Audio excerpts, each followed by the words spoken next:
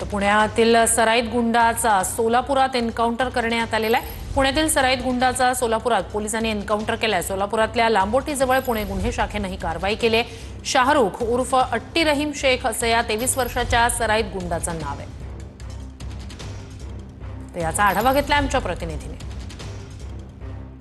पुण्यातील मोक्यातील फरार आरोपी असलेल्या शाहरुख उर्फ अट्टी रहीम शेख या 23 वर्षीय आरोपीचा जो आहे तो सोलापुरातील लांबोटी ते एन्काउंटर करण्यात आलेला आहे। आपण पाहतो या ठिकाणी आता सोलापुरातील शासकीय रुग्णालयात आपण आता आहोत आणि त्याचं जे मृतदेह आहे तो या ठिकाणी आणण्यात आलेला आहे। एक दिवसांपासून तो पुणे पोलिसांना पाहिजे होता, त्यासाठीच त्याचा शोध लागल्यानंतर या ठिकाणी त्याला अटक करण्यासाठी त्याला ताब्यात घेण्यासाठी जे आहे ते पुणे पोलिसांचं पथक जे आहे त्या ठिकाणी सोलापूरमध्ये आलेलं होतं। खरं तर सोलापूर ग्रामीण पोलीस दलाचं एक पथक आणि पुणे पोलिसांच्या क्राईम ब्रांचचं एक पथक या ठिकाणी दोघे संयुक्तिकपणे कारवाई जी आहे त्या ठिकाणी करण्यात आलेली होती।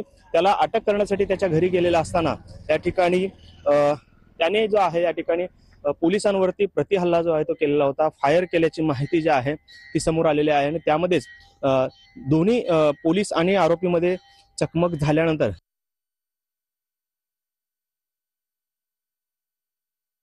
गुंडाचा सोलापुरात एन्काउंटर करण्यात आलेला आहे। या गुंडाने पोलिसांवर गोळीबार केल्याची माहिती आहे।